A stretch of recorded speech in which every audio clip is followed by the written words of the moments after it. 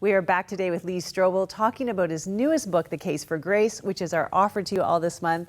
Lee, I loved reading the stories in this book, and one story in particular I'd actually heard of. We do a lot of work in Cambodia with Crossroads Relief and Development, and I'd heard this story, and I read it in your book more fully, and it was so cool to read it. It starts with a pastor who met a man named Hang Pin, a teacher who was suffering from depression and discouragement. Tell me a little bit about that part of the story. Yes, the pastor's name was Christopher Lapel.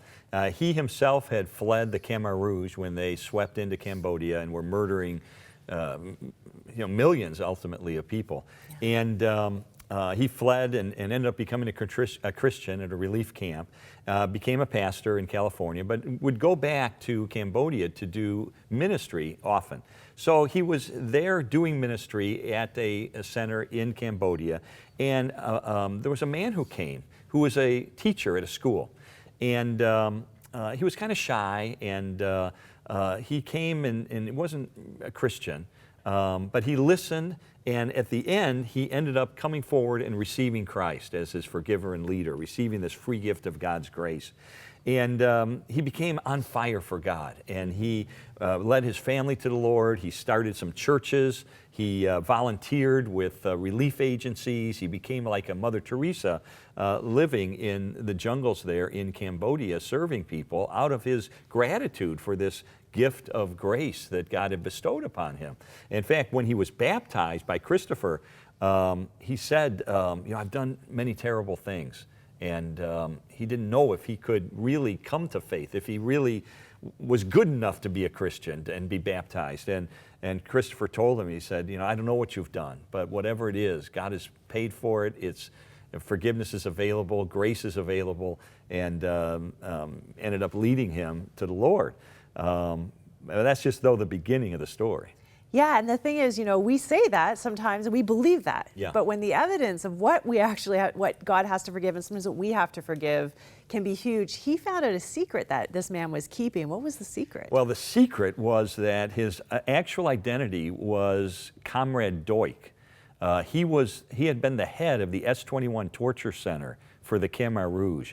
He oversaw the murder of about 17,000 people.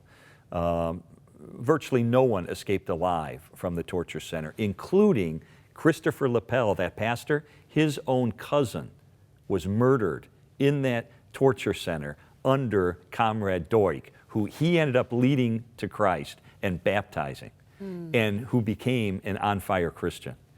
It was later revealed his identity, and he was put on trial, and he basically said, look, Jesus has my soul, they can have my body. And he was convicted of genocide and now serves in prison for the rest of his life. And you know what he does in prison? He talks about Jesus, and he talks about the grace of God that can save a monster that murdered 17,000 people. And if God can do that, what sin could you possibly have committed that is beyond the ability of God to forgive? And Christopher visits him in the prison, and he serves him communion, and they sing worship songs together. And he knows he'll never see the light of day. He'll never get out of that prison. But he says, I'm a free man. I'm a free man. I have the grace of God. I've been adopted as his son. I did not deserve it. If there's anybody on planet Earth who deserved it less than me, I don't know who it would be.